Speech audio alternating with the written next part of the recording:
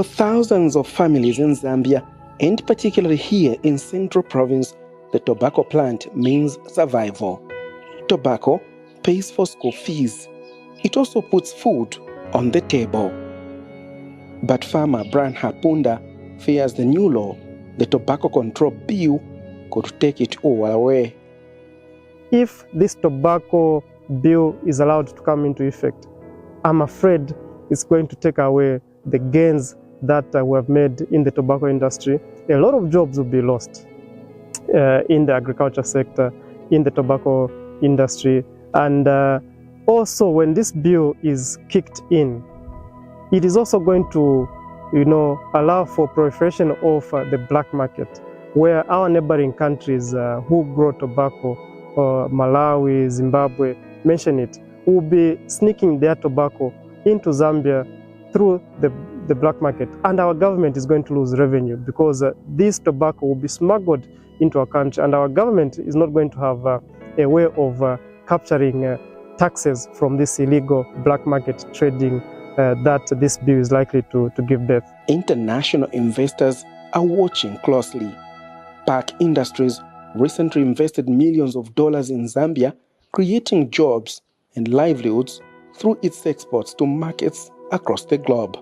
But Chief Executive Officer Katik Garg warns the bill could undo all that progress. So Park Industries, we actually have two companies here, Park Industries and Great Leaf Processing. Park Industries is a tobacco merchant and a farming company where we farm our own tobacco. We have outgrow programs of 2,600 hectares where we grow around 5 million kgs of our tobacco. We process our tobacco at our sister company, Great Leaf Processing, where we process all that tobacco and export it to the big companies sitting in Indonesia, UAE, Europe, South America, North America. So that's what we are currently doing. We've invested around $35 million in Kabwe. And yes, as we speak, we are currently working on our expansion plan into manufacturing of cut rag and later on into cigarettes. And as we look into expansion and we look at this bill, I would just like to say the bill is very unsupportive of the expansion plan. For small retailers, the threat is personal.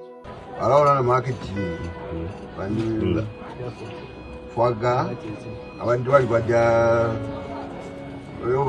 bapepe yapusapusana bantu baya menso gaya like pomo kuva nagalina kali kwali consulate so nga bafumi yako ife bashayiwa nshakati abambi bapepa menso bakaleko kupepa pomo achenga isachale fwa katubapela abaite fwa katutwa bashokuwati fwa kaufiro kupepa muntu mukuru ndatwala abana ku skulu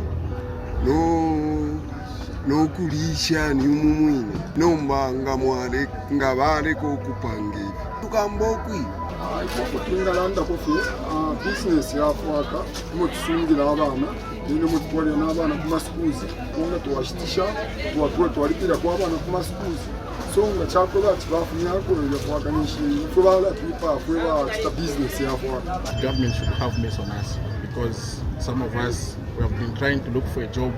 It has been very difficult to find a job in Zambia. That's why we joined this business of selling cigarettes, and it has been helping me a lot. Yeah, and I wouldn't love to lose this business because when I lose this business, which means my family will suffer. Industry leaders say they support regulation, but not this version of it. Industry is not against a bill that controls health, the consumption side, in terms of the health aspects. Let us address where the Ministry of Health has its mandate. Let us address where the Ministry of Commerce and Finance has its mandate. In this bill, it is overlapping. Let us address how the committees are not allowed, the committee or the Tobacco Control Committee is not allowed to interact with industry. These are genuine concerns.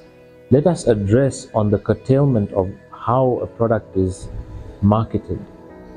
Let us address these issues so that we work with the government to find a health solution. Right?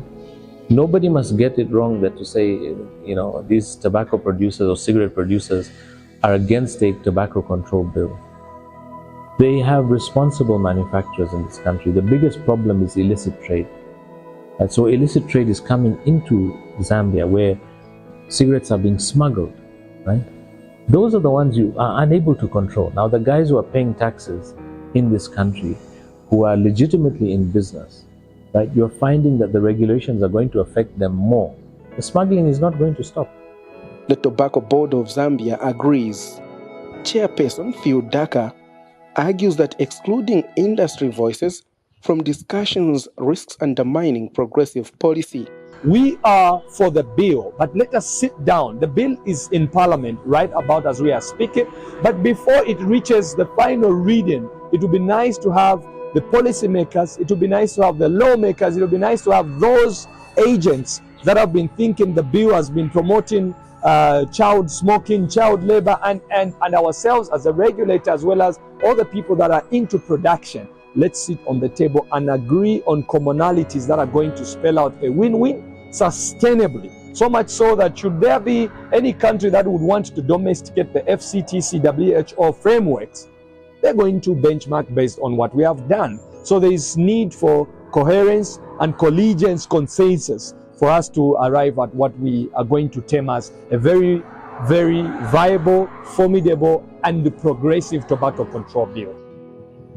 Economist Professor Luinda Habazoga puts it plainly. The tobacco bill is not an appropriate bill to pass for a growing sector like the tobacco industry.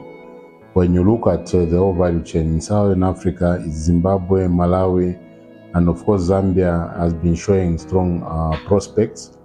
So the effect is not only on the producers of cigarettes or the consumers, but you first start the people that sell the seedlings, the workers that work in the tobacco fields, the farmers themselves, the people that participate in the value chain, drying, selling of the tobacco to companies that later process them and sell to cigarette manufacturing companies. Then of course cigarettes attract high taxes, excise duty and the other taxes. So first of all, government is going to reduce employment in this sector by restricting indirectly restricting the growth of tobacco in the country. So the person that is skillful in growing tobacco in the rural areas, especially Central Province, Southern and Eastern Province, those are going to be disadvantaged.